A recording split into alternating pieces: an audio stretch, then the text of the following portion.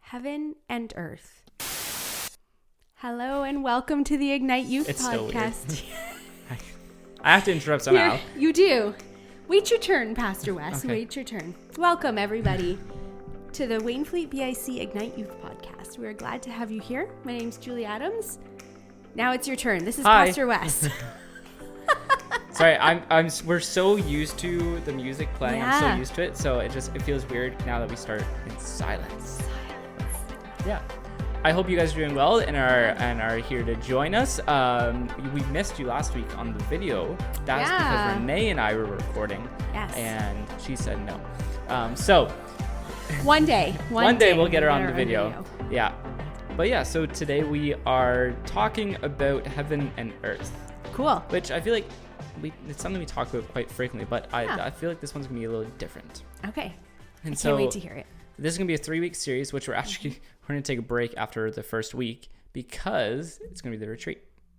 Ah, very good. So we'll have a break after the first week talking about the senior high retreat, and we'll jump back into this.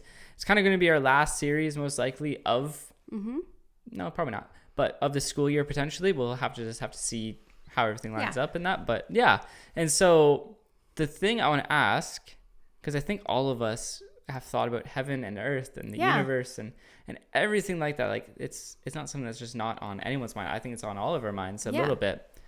So I want to talk a little bit about what our preconceptions are when we come into this topic. Yeah. Okay. So I know for my preconceptions are growing up not in the church. I thought I had this understanding of how the universe worked, what heaven was, because you heard about it as a kid, even though I didn't grow up in the church. Well, you know what? I think that even people that don't go to church, I think a lot of people, I think it's very common that they say things like, they just want to say something nice when someone passes away. Absolutely. Of course they went to heaven because it sounds nice. It sounds wonderful. It's got a great, makes you feel good to say that. Yeah. And so my understanding was that heaven was just this far off, maybe real place growing up. Like, I'm not really sure what it is. Yeah.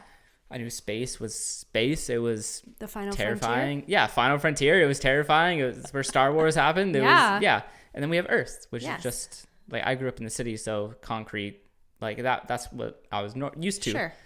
And so those are my preconceptions with these 3 subjects. I don't know about you. You had a very different upbringing than I did. Yeah. Well, I mean, talking about heaven, like I always remember it being as like, hearing about it as like perfection, as that is a place where there is no worry, no sadness, no pain. Everything is just good all the time. Right. Certainly as maybe a small child, you thought of it as like clouds and pearly gates, but I think everybody hears that. I mean, that's how Disney put it. So. That's right. Yeah. But and so so what about Earth? What about space? Earth. Yeah. Well, Earth, I grew up sort of in the country. Like we had probably an acre and a half. Like not certainly a huge yard, but my grandparents both had big yards. So we always, I mean, I would say I had a lot of exposure to nature, being outside a lot. Yeah. My dad was a gardener, so, you know, growing things, we always valued that sort of thing. Right, yeah. Does that answer your question? Yes, and what are your thoughts about space? Your preconceptions, like growing up, what was your thought process around space and all of that? Space, I would say a little bit mysterious. Okay. Slightly unknown, but really cool and... Yeah. And so at a young age, because that's when our preconceptions start. That's when we start to actually add value to things. That's when we start to understand things. All of our preconceptions, even into our adult years, they still take hold and they're still there a bit. Yeah, I would agree. Because they're being developed and we start to have this understanding of how we think the universe works, how we think life and death. And what it all comes down to, those preconceptions, is the environment that we're in. Okay. Because... we could be like you had a very different upbringing than I did. Yeah. You grew up in a Christian home. I did not. So your idea of heaven was perfection and like that. My idea of heaven, place, but that wasn't mine. Growing up, I just thought heaven was like, oh, if you were a good person, you went there, and then you look down on the earth and like you could view your family or like all these other things, and you would worry about them if they're not doing like. So you always thought it was sifted good from bad. That was my understanding. And nothing about having a relationship with Jesus, nothing like that. And so I didn't mention that, but if I were to backtrack, you got what I was saying. That I guess I didn't think to mention that because it's so it's ingrained in me. Exactly. So these are our preconceptions. Yeah, right? that believers go to heaven, people that love Jesus and have a relationship. And so for me growing up, I learned and thought, and from the environment around me, what people talked about was, if you're a good person, you go to heaven. If you're a bad person, you go to another place. Yeah. But, so your belief was more works based. Essentially, growing up, that's what it was like. And so from a young age and the environment that we are in, these preconceptions start to take hold. Yeah. These start to become our ideals, our values on things. And so the thing is, though, when we become teenagers, doubt starts to creep in. We start to question things. The teenage years, I find, are where people really question what they actually know and what's actually real, and what, we try to figure out everything because we want to understand and we want to know. And that's why I think each teenager goes through a rebellious phase where they're trying to figure out, what exactly do I believe? And for some parents, it may be, you're going through your rebellious phase of questioning everything, or, well, no, they're just trying to figure out where they stand in the world. And so when it comes to a subject like life and death and heaven, why do bad things happen? It can feel overwhelming to talk through, especially if we're going through it alone. If we're just in our room figuring it out, those are life pondering questions that have been from really the dawn of time, when humans started, post fall. You have humans who don't really necessarily have the knowledge and things, and so they're asking questions. What does this all mean? You have generations growing up, and even today we still have that day where people are like, what is what is life meant to be? What is space? What is heaven? What is all this? And so the question I have for us is, as we begin this topic, what is the environment that shaped your universe? What environment did you have that shaped your universe? So for all of our listeners and our viewers, I want you guys to think back to your childhood. What environment did you have? What was really around you that made you shape? Did you, get a magazine as a kid and it was all about space and things, and so you learned that? Or was it your parents told you and you just kind of took it in and like, okay, I guess that's how it is? Or you learned from school, or all these different areas. And so we are going to read from Genesis 1, verse 1. So we're just going to read the very first verse of the Bible. Okay. This is where our foundation is going to be lying for this. And so Genesis 1:1 says, in this very famous line, In the beginning, God created the heavens and the earth. And I think that's actually one of the most impactful verses in Scripture for us. And we don't even really realize it, because we get caught up in life and in the busyness of it all that we forget that God actually created all that is around us. The air we breathe, the ground that we step on. God has created and formed all of that.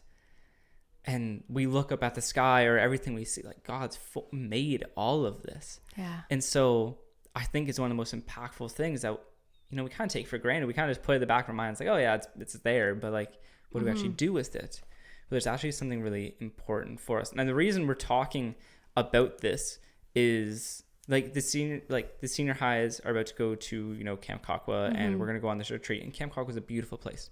Yeah. People really connect with God and nature up there. So we want to, say, let's actually look at it. Let's actually see this.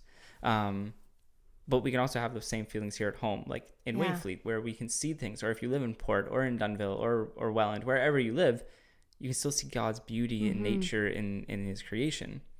And so to be able to understand Genesis 1:1, you have to talk about our preconceptions with that. Okay. And so with some of our preconceptions growing up, I think sometimes, I don't think yours holds as much tension as mine does. Mine I think holds a little bit different tension.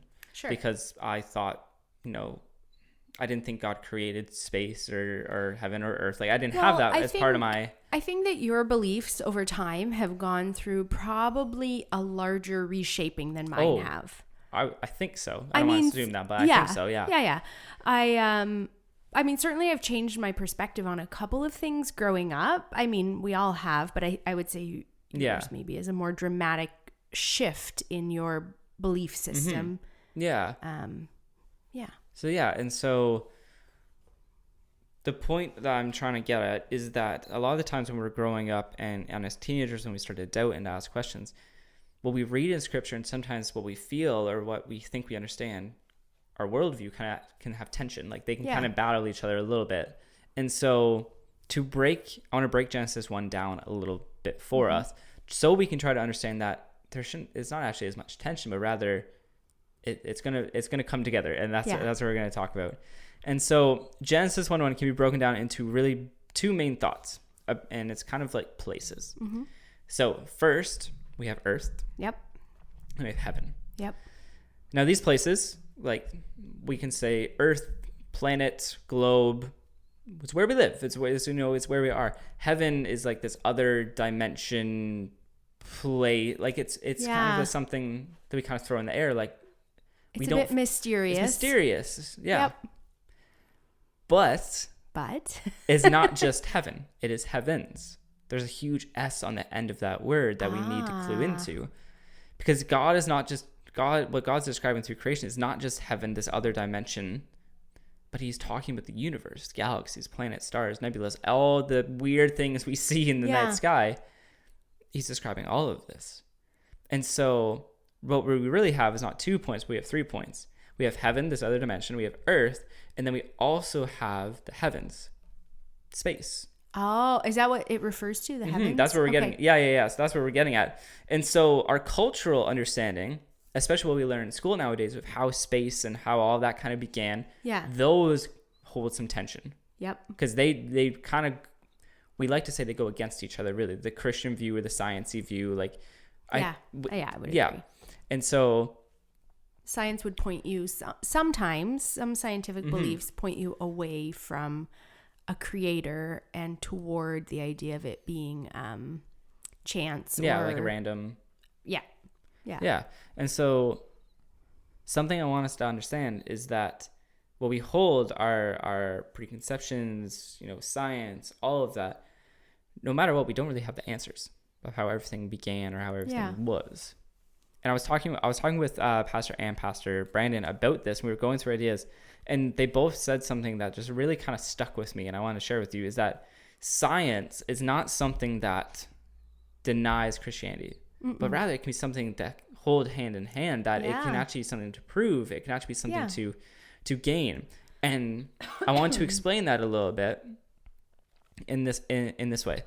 And that is, when God is talking to the Israelites all throughout Scripture, he is coming from his omniscient standpoint, his all-powerful standpoint, where he knows all, he sees all, to the standpoint of being able to make it that the biblical people can understand with the knowledge that they have. Yeah. And so for us today in our world, God giving us knowledge that we can understand today. And so science, I think, isn't something that denies Christianity. Like, it doesn't cover it up and say, well, we're going to hide that and it's not going to be, but rather it's something that lifts it up and said, no, look, there's evidence of a creator. There's evidence of someone taking care and love and building this wonderful place. And so I think we know that God is someone who has love and compassion, and with someone of knowledge. And so we have to realize that God actually did create this, that heaven and earth is something that is special and mystical and crazy to kind of go through. And so one of the biggest things while I was doing research on all of this, and I realized we do constantly, I'm going to give you a new quote. All right. This is a C.S. Lewis quote. I never heard it until a few days ago. Ready. Chronological snobbery. Right? It kind of makes you go back a little bit, like, because we don't like the word snobbery. No. But chronological snobbery is when we take our 21st century, we're in the 21st century, right? Sure. Yeah. Our 21st century viewpoint, and we say, well, we know better. We have a better understanding than the biblical authors or they would have had. It's snobbery. It's saying, like, we're high, we're better people. Yeah. We understand more. Hold on. No, you can't do that.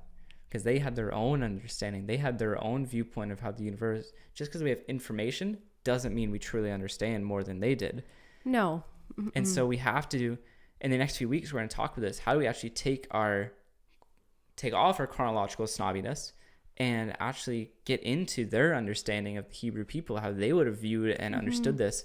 And then where does Jesus fall into all of this? Yeah. And so that's what we have coming. That's what we have lined up. But this is more of an introduction, a little bit of breakdown of Genesis 1:1 of heaven and earth. And I hope this kind of leaves people pondering and kind of asking some questions of where we're going next. So, yeah. Cool. Yeah. Thank you very much, Pastor Wes. If you'd like to get in touch with Pastor Wes, if you have any difficult questions or any easy questions for that matter, he would love to hear them. Absolutely. You can reach him at wes@waynefleetbic.com, and my email address is julie@waynefleetbic.com. So you can look forward to, what can we look forward to in the future? Senior high retreat? Yeah, we have the senior high retreat coming up. Summer intern. Our summer intern coming in, Emerson Marr will be starting soon. And yeah, this series of Heaven and Earth. And yeah, we're just going to have some fun things coming up that are going to be pretty cool. Awesome. Thank you for tuning in, and we'll see you next week. Bye. Bye.